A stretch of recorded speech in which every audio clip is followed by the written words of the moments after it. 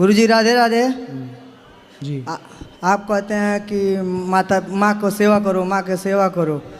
कोई माँ का सेवा करना चाहें, माँ सेवा न कराएं तो क्या करें हम?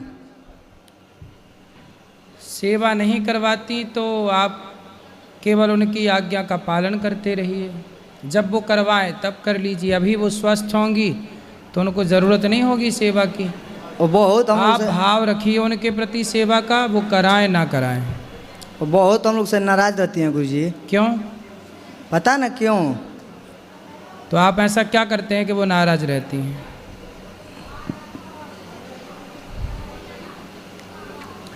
क्या ऐसा करते हैं कि माँ नाराज रहती है? हम तो बाहर रहते हैं, जो है कि इनको कहते हैं कि जो है कि माँ के जाके सेवा कर देना, तो वो कहते हैं कि जो है कि ज़रूरत नहीं है। इनको भी बोलती रहती हैं। हमारी पत्नी भी कितने है। भाई हो आप? 2 भाई हैं। तो माँ दूसरे भाई के पास रहती हैं? नहीं, उनका तो शादी भी नहीं हुआ है। वो भी बाहर रहते हैं, हम बड़े हैं। तो आप माँ से पूछो कि माँ ऐसा क्यों, क्या कारण है कि आप ऐसा व्यवहार कर रही हैं। पूछो उनसे, पूछो अच्छे से कि माँ हमसे सेवा क्यों नहीं करा रही हो, क्या गलती हो गई हमसे, पूछो। कोई भी कुछ कहते हैं तो उल्टा ही जवाब देती हैं। हम देखते हैं जो है कि कितना माँ लोग का तकलीफ़ होता है। कम से कम हम एक माँ को तो सेवा करें बढ़िया से, तो नाराज़ी रहती हैं। कोई भी बोलेंगे तो उल्टा ही बोलेंगे। तो आप कमा के कुछ पैसा माँ बाप को देते हो कि नहीं? नहीं, पैसा तो उनको नहीं देता हूँ, झूठ नहीं बोलूँगा। जब पैसा नहीं देते तो माँ बाप कैसे खुश रहेंगे? पैसे कमा के दो, फिर देखो। बाप भलो ना भैया, सबसे बड़ो रुपया, खेल रुपया का है। पैसे कमा के देने लग जाओ तो वो आपका खूब आदर सम्मान सब होने लग जाएगा। इसलिए आजकल रिश्ते भी बड़े स्वार्थी हो गए हैं। बच्चे ही स्वार्थी हैं ऐसा नहीं, आजकल माँ बाप भी स्वार्थी हैं। कमा के दो कुछ, थोड़ा पैसा दे के देखो, देखना ना स्वभाव बदल जाए तो कह देना। और दूसरा प्रश्न हमारा ये है गुरुजी, सही आदमी परेशान क्यों रहता है ज़्यादा? नहीं, सही आदमी परेशान हो ही नहीं सकता। प्रश्न ही गलत है। सही आदमी, ये बात सही है कि थोड़ा उसको परेशान, संकट हो सकता है, थोड़ा स्ट्रगल हो सकता है, परंतु वो सदा परेशान रहे ऐसा नहीं। आज परेशान है तो कल ना कल उसकी विजय ज़रूर होगी। आज समय बुरा है, कल समय ज़रूर अच्छा आएगा। अच्छा काम करते रहो, समय बुरा है अच्छे में बदल जाएगा। पांडवों का समय बुरा था, 12 वर्ष वनवास, पर अच्छा समय आया कि नहीं? धर्म को, अच्छे काम को नहीं छोड़ना चाहिए। और हमारी पत्नी है, ये बात नहीं मानती हैं। वो यहाँ भी आई हैं तो जिद करती रहती हैं। कोई भी काहे की जिद? अभी कह रही हैं कि हम कहें चलो चला जाए, अब तो कह रही हैं कि नहीं अभी रुका जाए। हाँ तो अच्छा तो कह रही, रुक गए तो प्रश्नोत्तरी में सम्मिलित हो गए, चले जाते तो कैसे सम्मिलित होते? तो आपकी पत्नी अच्छी है कि बुरी है? अच्छी हैं लेकिन बात नहीं मानती हैं। अरे कभी आप मान लो उनकी बात।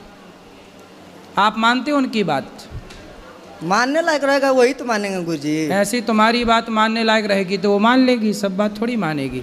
जब तुम उसकी सारी बात नहीं मानते तो वो तुम्हारी सारी बात क्यों माने भाई? लीजिए तो बात करें। बात कराओ पत्नी से। राधे राधे गुरुजी। जी, खड़े रहो पति देवता। काहे नहीं बात मानती हो पत्नी की, पति की? मानते हैं। और ये आपकी नहीं मानते? नहीं, ये नहीं मानते हैं।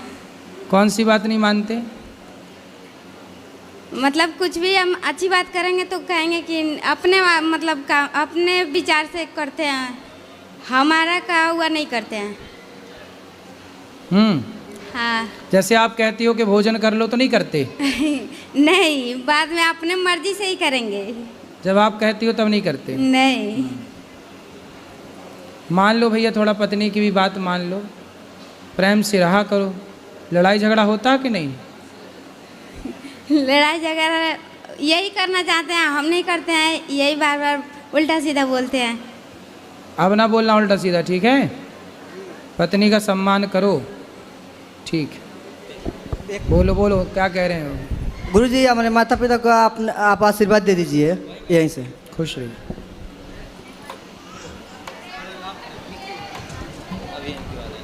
जय श्रीमन नारायण महाराज जी।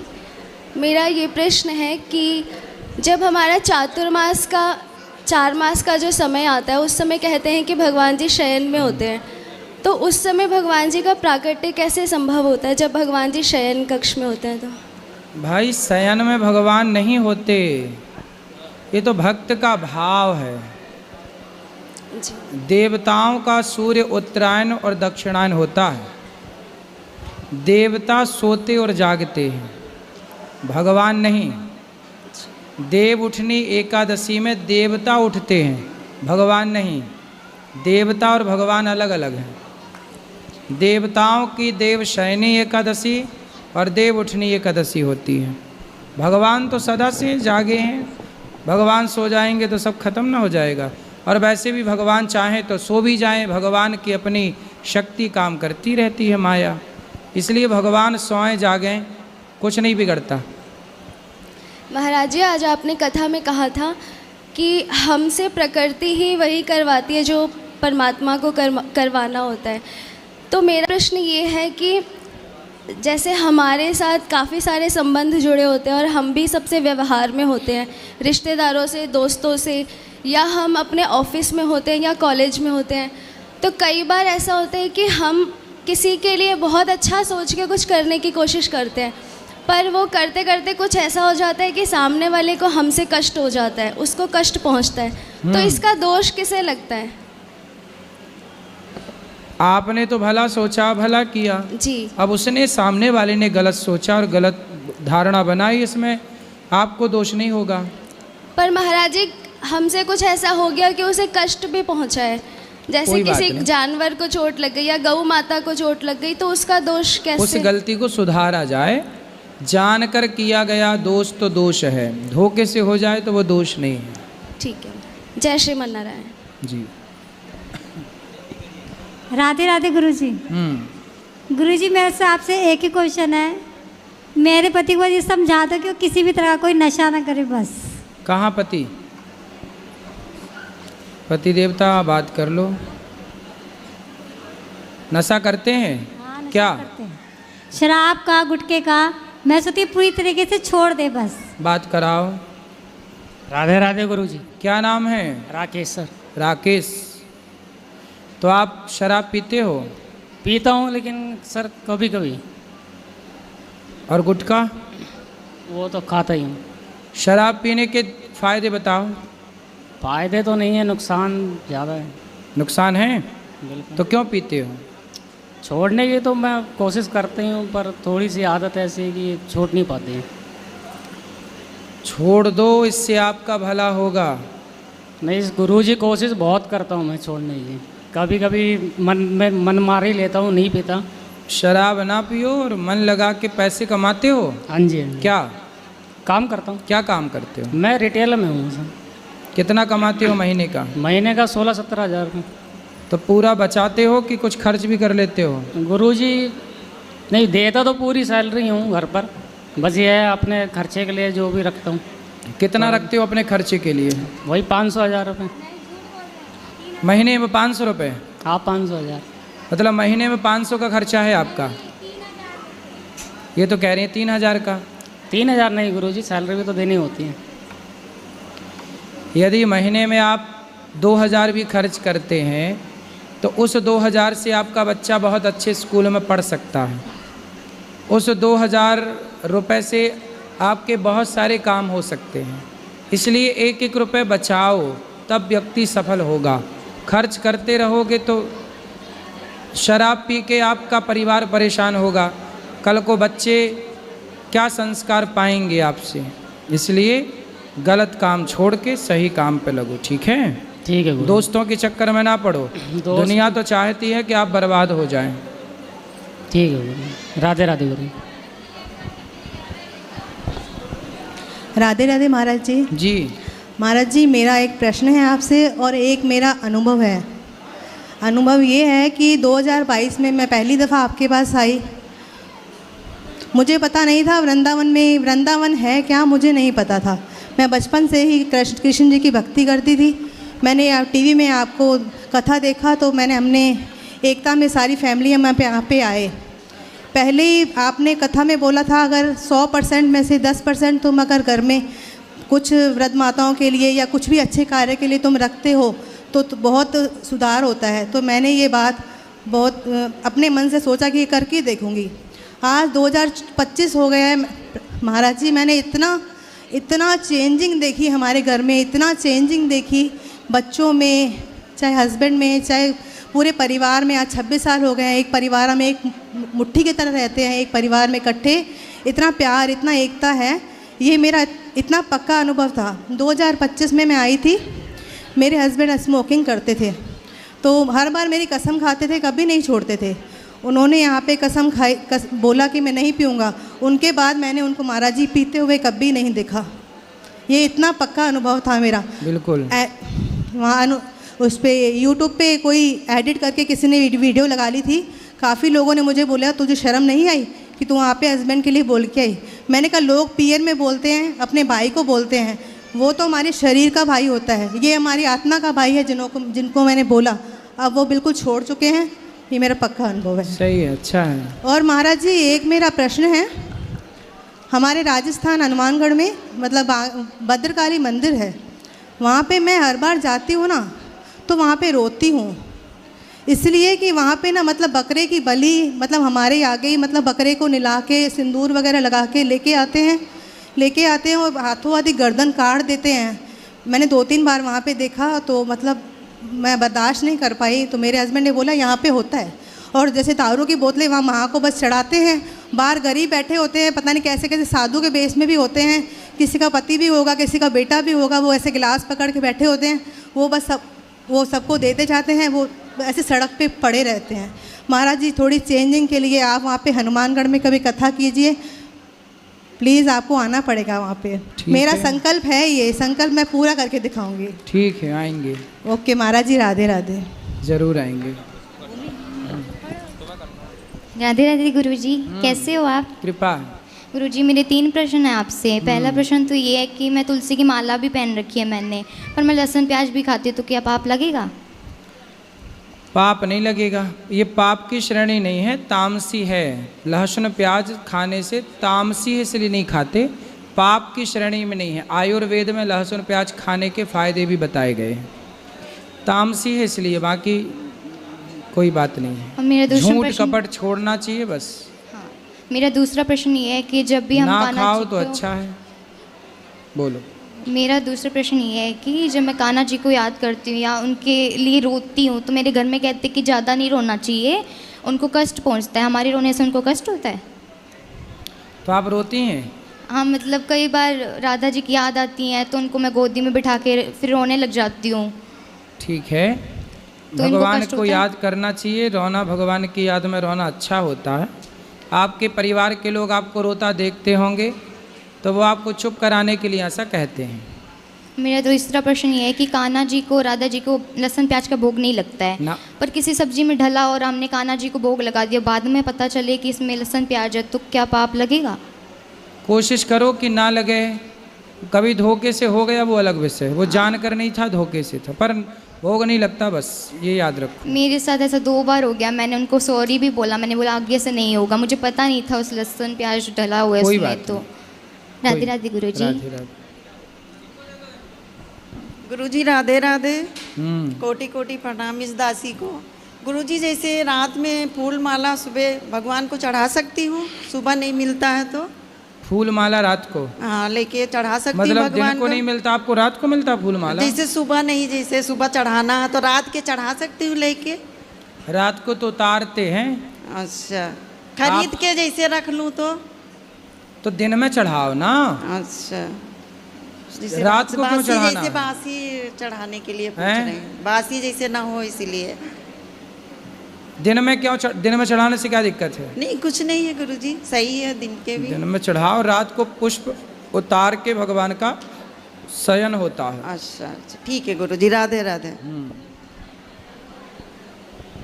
राधे राधे महाराज जी।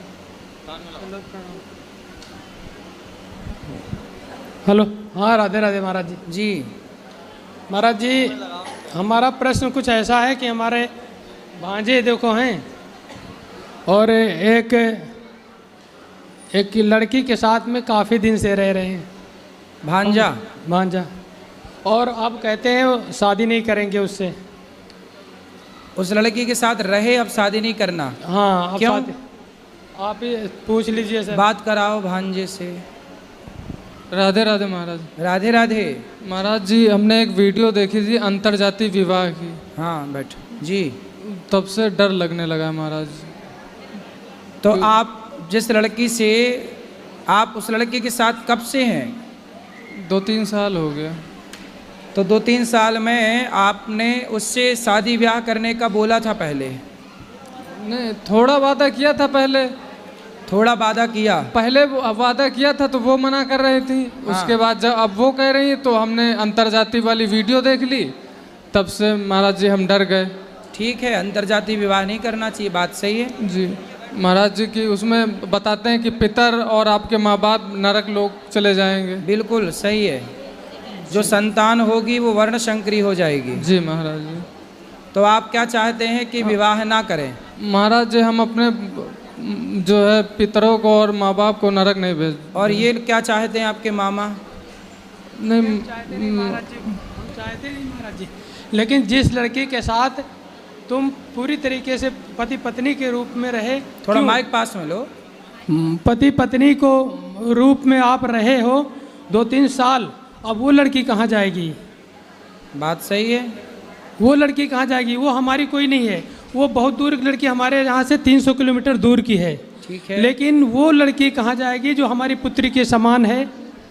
आज तुम उसको, वो क्या करेगी अब? भाई ये बताओ, उस लड़की को शादी के पहले किसी आदमी के साथ पत्नी की तरह क्यों रहना है? पहले तो ये सवाल, वो रही क्यों? ये आदमी, ये पुरुष किसी महिला के साथ शादी के पहले क्यों रहे पति पत्नी की तरह? इन्होंने वादा किया था कि हम शादी करेंगे। इन्होंने वादा किया था? हाँ। बात कराओ। महाराज जी, वादा हमने नहीं किया था, हमने पहले कहा था शादी के लिए, उसके बाद इन्होंने मना कर दिया था। अब ये कह रही हैं। कौन है वो लड़की?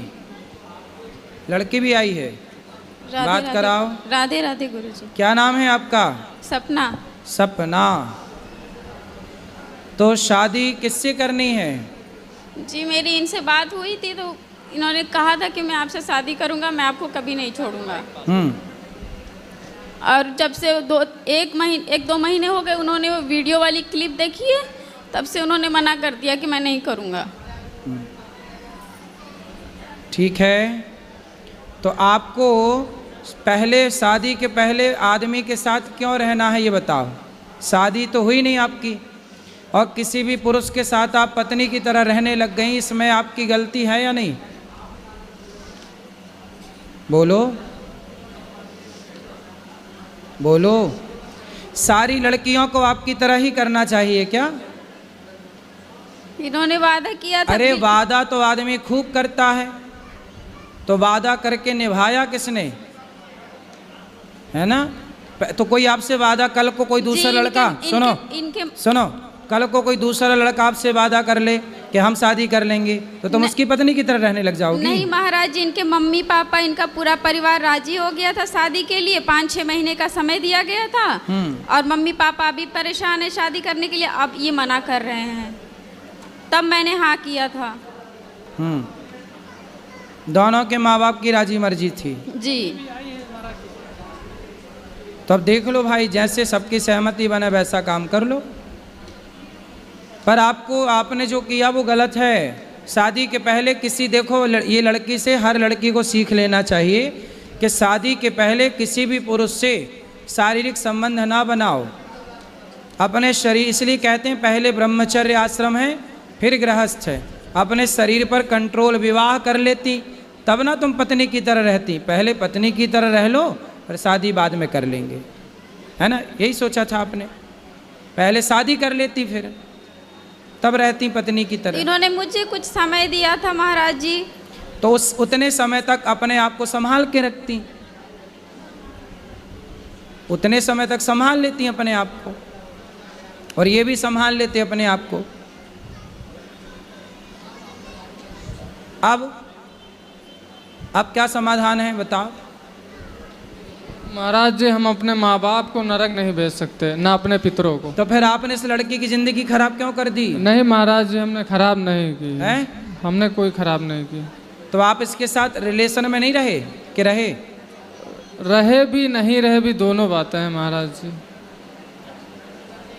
तो आपने तो अब अपने माँ बाप की चिंता है तो आपको उस लड़की के बारे में पहले विचार करना था कि आप किसी लड़की की ज़िंदगी खराब ना करो। जी महाराज जी गलती तो है हमारी।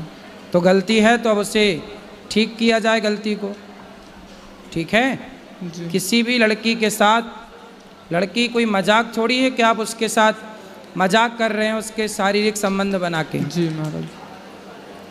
आप अब उस लड़की को यूं ना परेशान करो, उसका जीवन कहाँ जाएगा? अब कौन ब्याह करेगा उससे? महाराज जी अब आप ये आदेश करिए कि इनको शादी करना है कि नहीं करना है, बस आपके आदेश का इंतजार है। कई दिन से बहुत मुश्किल से लखनऊ से लाया हूँ इनको कि महाराज जी कहेंगे तो हम शादी कर लेंगे, नहीं कहेंगे तो भी नहीं करेंगे, ये इन्होंने कहा है। आपकी जाति क्या है? गड़रिया पाल। गड़रिया। और इनकी जाति क्या है? गोंड है। गोंड गोंड।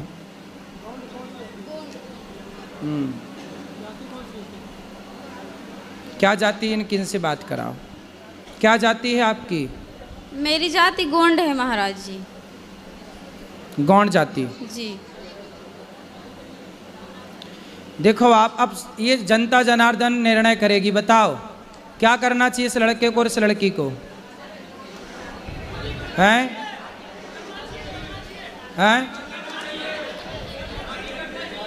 अब देखो सारी जनता और समाज का कहना है कि यदि आप इसके साथ शारीरिक संबंध ना बनाए होते तब तो शादी आप ना करते, पर जब आपने उसको पत्नी की तरह बना लिया तो सवाल खड़ा ये होगा कि आप विवाह नहीं करोगे तो अब उस लड़की से विवाह कौन करेगा? इसलिए आपको विवाह करना ही चाहिए, यही धर्म है। आपको अब इसके साथ विवाह करना चाहिए, यही धर्म है अब आपके लिए, ठीक है? और भगवान के आगे प्रार्थना करो कि प्रभु हमारी जो संतान होगी उससे आप स्वीकार करिए जलदान जो भी है। अब आपको देखो इस लड़के के साथ ना इसको धोखा नहीं देना चाहिए। हर लड़के के लिए ये सबक है कि शादी ब्याह करने के पहले ना कोई लड़की किसी पुरुष से कोई संबंध बनाए, ना पुरुष किसी लड़की से संबंध बनाए। शादी ब्याह पहले कर लो, फिर पति पत्नी की तरह रहो रिश्ते में। शादी के पहले रिश्ते